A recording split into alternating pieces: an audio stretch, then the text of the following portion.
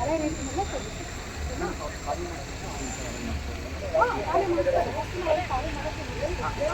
ಕೋಟಿಂದ case ಇರ್ತಾರೆ. ನಾನು ಹೇಳಿದ್ರೆ ನೋಟಿನ ಕೋಟಿಗಿಲ್ಲ ನಾನು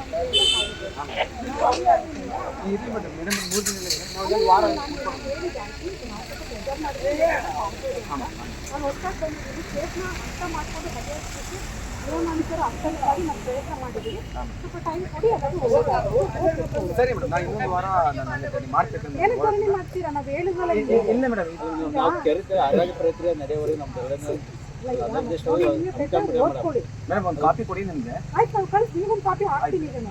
ನಾನೆಲ್ಲ ಹರಿಹರ ತಹಶೀಲ್ದಾರ್ಗೆ, ಪೊಲೀಸ್ಗೆ, ನಿಮಗೆ, ನಗರಸಭೆಗೆ ಎಲ್ಲರಿಗೂ ಒಂದು ಕಾಪಿ ಕೊಡ್ತೀವಿ. ನಿಮ್ಮ ಸಂಘಕ್ಕೂ ಒಂದು ಕಾಪಿನ ಹಾಕ್ತೀವಿ. ನಾಳೆ ಪೋಸ್ಟ್ ಮಾಡ್ತೀವಿ. ಸರಿ, ಹಾಗೆ ನಮ್ಮ ಹೋರಾಟ ನಿಲ್ಲಲ್ಲ ಮೇಡಮ್. ತಾವು ಈಗ ಭರವಸೆ ಕೊಟ್ಟಿದ್ರೆ ಮತ್ತೆ ಹೇಳಿದ್ರೆ ಅದು ಏನಾಗಿದೆ ಅಂತ ಹೇಳಿ ನಾವು ಧರಣಿ ಕುಂದಿರ್ತೀವಿ ಮೇಡಮ್. ಇನ್ನು 3 ದಿನಕ್ಕೆ ನಾವು ಇನ್ನೊಂದು ವಾರ ಕುಂದಿರ್ತೀವಿ. ಆ ನಂತರ ಆಗಿಲ್ಲ ಅಂದ್ರೆ ಮತ್ತೆ ನಮ್ಮ ಮುಂದಿನ ಏನಿದೆ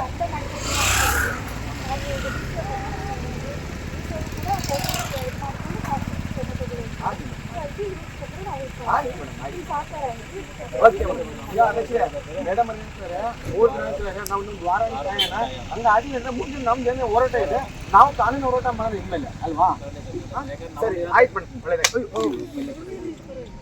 ಹೋರಾಟ ಮಾತ್ರ ನಮ್ದು ನಿಲ್ಲಂಗಿಲ್ಲ ಮೇಡಮ್. ಎಲ್ಲಿವರೆಗೆ ಹರಾಜು ಪ್ರಕ್ರಿಯೆ ಆಗೋವರೆಗೆ ನಮ್ದು ಹೋರಾಟ ನಿರಂತರವಾಗಿ ಇರ್ತದೆ ಮೇಡಮ್. ಹೇಳಿದ್ರೆ ಜೈ ಕರ್ನಾಟಕ ಸಂಘಟನೆ ದಾವಣಗೆರೆ ಜಿಲ್ಲೆ ಹರಿಹರ ತಾಲೂಕು ಘಟಕದ ವತಿಯಿಂದ ದಿನಾಂಕ 19/11/2024 ಹರಿಹರದ ಗಾಂಧಿ ಮೈದಾನದಲ್ಲಿ ಕ್ರೀಡಾ ಇಲಾಖೆಯಿಂದ ನಿರ್ಮಿಸಿರುವ ವಾಣಿಜ್ಯ ಮಳಿಗೆಗಳನ್ನು ಮರು ಹರಾಜು ಪ್ರಕ್ರಿಯೆ ನಡೆಸುವಂತೆ 46ನೇ ದಿನದ ಧರಣಿ ಸತ್ಯಾಗ್ರಹ ಮಾಡಲಾಗ್ತಾ ಇದ್ದು, ದಿನಾಂಕ 19/11/2024 ಮಾನ್ಯ ಜಿಲ್ಲಾಧಿಕಾರಿಗಳ ಕಚೇರಿಗೆ ಮತ್ತೊಮ್ಮೆ ಮನವಿ ಕೊಡಲಾಯಿತು.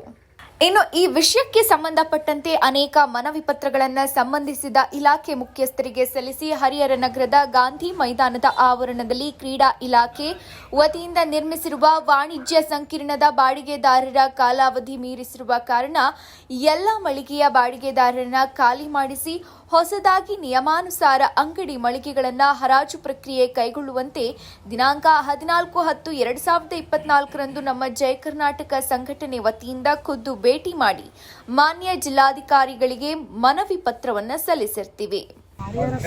ಮಾಹಿತಿ ಕೊಟ್ಟಿದ್ದಾರೆ ಸರ್. ಅಲ್ಲೇ ಕುತ್ಕೊಂಡಿದ್ದೆ ನಾನು, ಎಲ್ಲ ರೆಡಿ ಮಾಡ್ತಾ ಇದ್ದೀನಿ. ಅವ್ರು ಏನು ಹೇಳ್ತಾರೆ ಅದು ನೋಡ್ಬಿಟ್ಟು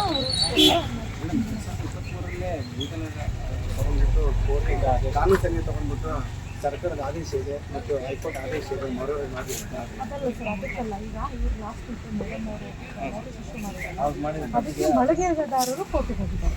ಮತ್ತೆ ಸರ್ ಮೂಲ ಮಳಿಗೆದಾರರು ಈ ಬಾಡಿಗೆ ಕೊಟ್ಟಿರ್ತಕ್ಕಂಥ ಕೋಟಿ ಹೋಗಿದ್ದಾರೆ. ಈಗ ಬಾಡಿಗೆ ನಮ್ಮಲ್ಲಿ ಪ್ರೆಸೆಂಟ್ ಇರೋರು ಹೋಗಿದ್ದಾರೆ ಮೇಡಮ್.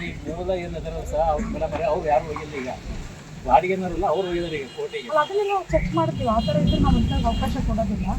ನೆಕ್ಸ್ಟ್ ಈಗ ನಾವೆಲ್ಲ ರಿಮೂವ್ ಮಾಡಿದಾಗ ಅದು ಯಾರಿದ್ದಾರೆ, ಮೂಲ ಅವರಿದ್ದಾರೆ ಅಥವಾ ಬೇರೆ ಕೊಟ್ಟಿದ್ದಾರೆ ನೋಡ್ಬಿಟ್ಟು ಸಿ ಸರ್ ಇತ್ತು. ಈಗ ಹೋದ್ಸಲ ನಾವು 40 ಹೋದ ತಿಂಗಳು 14ನೇ ತಾರೀಕಿಗೆ ಡಿ ಸಿ ಸರ್ ನೀರು ಕೊಟ್ಟಿದ್ವಿ. ಅವರು ಒಂದು 15 ಜನ ಕೈ ತಗೊಂಡಿದ್ರು. ನಾನು ತಮ್ಮ ಇಲಾಖೆ ಕೂಡ ನಾವು ಸುಮಾರು ಬಾರಿ ಮನೆಗೆ ಕೊಟ್ಟಿದ್ವಿ. ಕೇಳಿದಾಗ ಅದು ಇವಾಗ ಹೇಳಿದ್ರೆ ಅದೇ ಹೇಳಿದ್ವಿ. ಅದು ಡಿ ಸಿ ಕಚೇರಿಗೆ ನಾವು ಅಲ್ಲಿ ಕಾನೂನು ಸಲಹೆಯಾಗಿರುತ್ತೆ ಅವ್ರು ಕಳಿಸಿದ್ದೀವಿ, ಅಲ್ಲಿಂದ ಬರೋವರು ಕಾಯ್ಬೇಕು ಅಂತ. ಅದು ಹೇಳ್ತಾ ಈಗ ಅದೇ ಒಂದು 10-15 ದಿನ ಆಯ್ತು ಮೇಡಮ್. ಇನ್ನೂ ಎಷ್ಟು ದಿನ ಬೇಕು ಮೇಡಮ್? ನಾನು ಚಾಯ್ ತೊಗೊಂಡು ಒಂದು 20-22 ಡೇಸ್ ಆಗಿದೆ. ಅದಕ್ಕಿಂತ ಹಿಂದೆದ್ದು ನಮಗೆ ಯಾವ ಫೈದೆ ಇಲ್ಲ. ನಾನು ಬಂದಮೇಲೆ ಎಲ್ಲ ಹೊಸ ಫೈಲ್ ಕ್ರಿಯೇಟ್ ಮಾಡಿ ಆಸನ ಫಾಸ್ಟಾಗಿ ಮಾಡ್ತಾ ಇದ್ದೀನಿ ಸರ್. ಅಷ್ಟು ಮಾತು ಅಂತ ನಾವು 46ನೇ ದಳಿ ಕೊಟ್ಟರು. ಒಂದು 20 ದಿನ ಆಗಿದೆ ಚಾರ್ಜ್ ತಗೊಂಡು. 44 ವರ್ಷದಿಂದ ಅಂತಂತ ಹೋರಾಟ ಮಾಡ್ತಾ ಬರ್ತಾ ಇದೆ ಮೇಡಮ್. ಇದುವರೆಗೂ ಅದು ಕಾರ್ಯರೂಪಕ್ಕೆ ಬರ್ತಾ ಇಲ್ಲ. ಸರ್ಕಾರಕ್ಕೆ ನಷ್ಟ ಆಗ್ತಿದೆ ಮೇಡಮ್. ಒಬ್ಬೊಬ್ಬರು 4 ಮಳಿಗೆ ತಗೊಂಡು ಬೇರೆಯವರಿಗೆ 15-20 ಸಾವಿರ ಬಾಡಿಗೆ ತಿಂತಿದ್ದಾರೆ. ಸರ್ಕಾರಕ್ಕೆ ಮೋಸ ಮಾಡ್ತಿದ್ದಾರೆ. ಸರ್ಕಾರಿ ಕೆಲಸ ದೇವರ ಕೆಲಸ ಅಂತ ಹೇಳುವಂಥ ಸಂಬಂಧಪಟ್ಟ ಅಧಿಕಾರಿಗಳು ಇದು ಗಮನದಲ್ಲಿ ನಿಲ್ವತ್ತಾಗಿದೆ ಅಂತ ದಯವಿಟ್ಟು ಏನು ತಿಳ್ಕೊಬೇಡ. ಗಮನದಲ್ಲಿ ನಿಲ್ವ ಸರ್ಕಾರ ಮೋಸ ಮಾಡಿ. ನಾನು ಚಾರ್ಜ್ ತಗೊಂಡು 20 ಡೇಸ್ ಆಗಿದೆ. ನಾನು ಚಾರ್ಜ್ ತಗೊಂಡೋಗಿಂದ ಚಾಚು ತಪ್ಪ ಎಲ್ಲ ಕೆಲಸ ಮಾಡ್ತಿದ್ದೀನಿ. ಹೇಳ್ಬಲ್ಲ ನಾನು ಲೆಟರ್ ಮಾಡಿಸ್ತಿದ್ದೆ ಕೂತಿದ್ದೇನೆ ಸರ್. ಮೇಡಮ್ ನಿಮ್ಗಿಂತ ಹಿಂದಿದ್ದಂಥ ಅಧಿಕಾರಿಗಳು ಅವರು ಈ ರೀತಿ ಹೇಳ್ತಿದ್ರು. ವಿಚಾರಕ್ಕೆ ಕೈ ಹಾಕಿದ ತಕ್ಷಣ ಅವರು ಹೊರಗಡೆ ಮಾಡಿಬಿಡ್ತಾರೆ.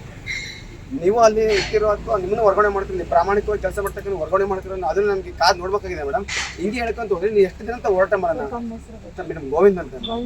ಫ್ಯೂಚರ್ ಯಾರಿಗೂ ಗೊತ್ತಿರಲ್ಲ. ನಮ್ಮ ಡ್ಯೂಟಿ ನಾವು ಮಾಡೋಣ, ನಾಳೆ ಏನಾಗುತ್ತೆ ನಮ್ಗೆ ಏನು ಗೊತ್ತಿಲ್ಲ. ಮೇಡಮ್ ನನಗೆ ಗೊತ್ತಿದೆ, ಪ್ರಾಮಾಣಿಕತೆಯಿಂದ ಕೆಲಸ ಮಾಡ್ತಿರೋ ಅಧಿಕಾರಿಗಳು, ನಿಷ್ಠಾವಂತ ಅಧಿಕಾರಿಗಳು ನಿಜವಾಗ್ಲೂ ಅವ್ರನ್ನ ಯಾರು ವರ್ಗಾವಣೆ ಮಾಡ್ತಿದಾರೋ ಅವ್ರ ಮೇಲೆ ಯಾರು ಒತ್ತಡ ಇರ್ತಿರೋ ನನಗೆ ಗೊತ್ತಾಗ್ತಿಲ್ಲ ಮೇಡಮ್. ದಯವಿಟ್ಟು ಇದೆಲ್ಲ ಈ ಒಂದು ಕೆಲಸ ಮರುವರ್ಜಿ ಆಗಲೇಬೇಕು ಮೇಡಮ್. ಡಿಸ್ಕಸ್ ಮಾಡ್ತೀವಿ, ಮಾಡಿ ಬೇಗ ಮಾಡಿ. ಅವರಿಗೆ 2 ಸರಿ ಗಮನಕ್ಕೆ ತಂದು ಜಿಲ್ಲಾಧಿಕಾರಿಗೂ ಗಮನಕ್ಕೆ ತಂದು ಇನ್ನು ಈ ಸಂಬಂಧಪಟ್ಟ ಕ್ರೀಡಾ ಇಲಾಖೆ ಅಧಿಕಾರಿಗಳನ್ನ ಕರೆಸಿದ್ರು. ತದನಂತರ ಕ್ರೀಡಾ ಇಲಾಖೆಯ ಅಧಿಕಾರಿಗಳು ಮಾತನಾಡಿ 3 ದಿನದ ಕಾಲಾವಕಾಶ ಕೇಳಿದ್ರು. ನಂತರ ಮಾತನಾಡಿದ ಜಯ ಕರ್ನಾಟಕ ಸಂಘಟನೆಯ ತಾಲೂಕು ಅಧ್ಯಕ್ಷರು, ಇನ್ನೂ 1 ವಾರ ಕಾಲಾವಕಾಶ ತಗೊಳ್ಳಿ, ನಮ್ಮ ಹೋರಾಟ ಹೀಗೆ ನಿರಂತರ ಮುಂದುವರಿಸ್ತೀವಿ.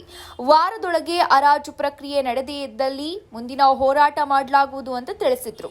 ಇವತ್ತು ಗೊತ್ತಾಗ್ಬಿಟ್ರೆ ಮುಗಿತು ಸರ್, ನಾವು ಮತ್ತೆ ಬರೋದೇ ಇಲ್ಲ ಸರ್, ಇವತ್ತು ಏನೂ ಕೇಳಲ್ಲ.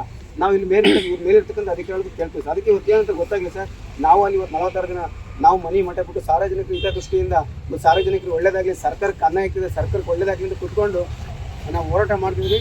ಸಂಬಂಧಪಟ್ಟಂತ ಮೇಡಮ್ ಯಾರು ಕೂಡ ಬರಲಿಲ್ಲ ಮೇಡಮ್. ಅಲ್ಲಿ ನಾವು ಉಪವಾಸ ಸತ್ಯಾಗ್ರಹ ಮಾಡ್ತೀವಿ ಅಂತ ಒಂದು ಪತ್ರಿಕೆ ಮಾಡಿದಾಗ ಅವಾಗ ಬಂದು ತಡ್ಕೊಳ್ರಿ, ಬುಧವಾರ 3 ದಿನ ತಡ್ಕೊಳ್ರಿ ಅಂತ.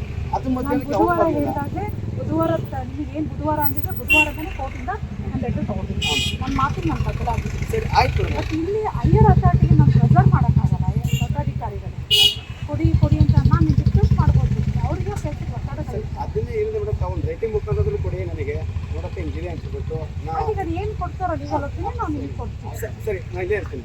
ಈ ಸಂದರ್ಭದಲ್ಲಿ ಜಯ ಕರ್ನಾಟಕ ಸಂಘಟನೆಯ ತಾಲೂಕು ಅಧ್ಯಕ್ಷರು ಎಸ್ ಗೋವಿಂದ, ಉಪಾಧ್ಯಕ್ಷರು ಆನಂದ ಎಂಆರ್, ಪ್ರಧಾನ ಕಾರ್ಯದರ್ಶಿರು ಸುನೀಲ್ ಕುಮಾರ್ ಸಿಎಚ್, ಸಹ ಕಾರ್ಯದರ್ಶಿ ಭರತ್ ಎಂ, ಸಂಘಟನಾ ಕಾರ್ಯದರ್ಶಿ ಮಧು ಎಂ ಭಾನುವಳ್ಳಿ, ಗ್ರಾಮ ಘಟಕದ ಅಧ್ಯಕ್ಷರು ಅಪ್ಪು ಮತ್ತು ಸೀತಾರಾಮ್ ರೆಡ್ಡಿ, ಸಜೀವಪ್ಪ ಸಂಘಟನೆಯ ಕಾರ್ಯಕರ್ತರು ಉಪಸ್ಥಿತಿಯಿದ್ದರು.